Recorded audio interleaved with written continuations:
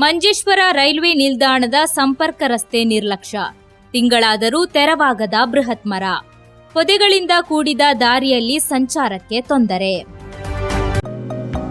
Unity hospital 4 പതിറ്റാണ്ടുകാലത്തെ വിശ്വസ്ത സേവന പാരമ്പര്യവുമായി അത്യാധുനിക സംവിധാനങ്ങളുമായി Unity Hospital Mangalapuram. Phone 0824243155.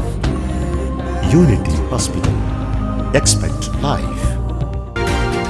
Manjeshwar railway ನಿಲ್ದಾಣವನ್ನು ಶಾಲಾ ಕಾಲೇಜುಗಳು, ಸ್ಥಳೀಯಾಡಳಿತ ಕಚೇರಿ, ಮೃಗಾಸ್ಪತ್ರೆ ಸೇರಿದಂತೆ ಪ್ರಮುಖ ಸ್ಥಳಗಳಿಗೆ ಸಂಪರ್ಕಿಸುವ ಪ್ರಮುಖ ಕಾಲ್ನಡಿಗೆ ರಸ್ತೆ ಇದೀಗ ಸಂಪೂರ್ಣವಾಗಿ ಬಳಕೆಗೆ ಅಯೋಗ್ಯವಾಗಿದೆ.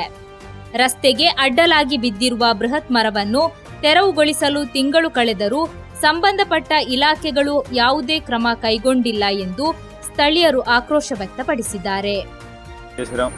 റെയിൽവേ സ്റ്റേഷനിൽ നിന്ന് പഞ്ചായത്തിലേക്ക്, സ്കൂൾ, കോളേജിലേക്ക് നടന്നു പോകുന്ന ഏറ്റവും അടുത്ത ഒരു വഴിയാണ്. ഇത് കാട് മൂടി കിടക്കുന്നു. കൂടാതെ ഒരു വലിയൊരു മരം തന്നെ ഇവിടെ വീണിട്ട് വഴി തടസ്സമായിട്ടാണുള്ളത്.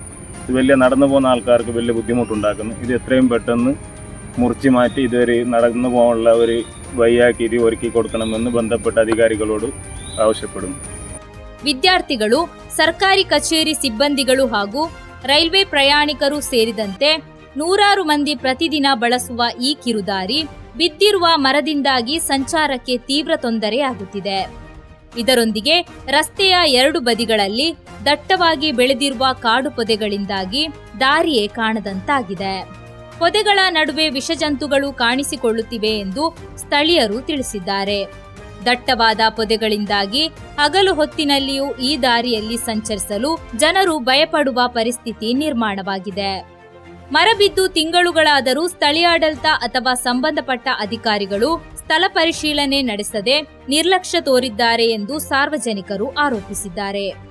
ಕೂಡಲೇ ಬಿದ್ದಿರುವ ಮರವನ್ನು ತೆರವುಗೊಳಿಸಿ ರಸ್ತೆಯ ಬದಿಯಲ್ಲಿರುವ ಪೊದೆಗಳನ್ನು ಕಡಿದು ಸಾರ್ವಜನಿಕರ ಸುಗಮ ಸಂಚಾರಕ್ಕೆ ವ್ಯವಸ್ಥೆ ಮಾಡಬೇಕೆಂದು ಪರಿಸರದ ನಿವಾಸಿಗಳು ಒತ್ತಾಯಿಸಿದ್ದಾರೆ.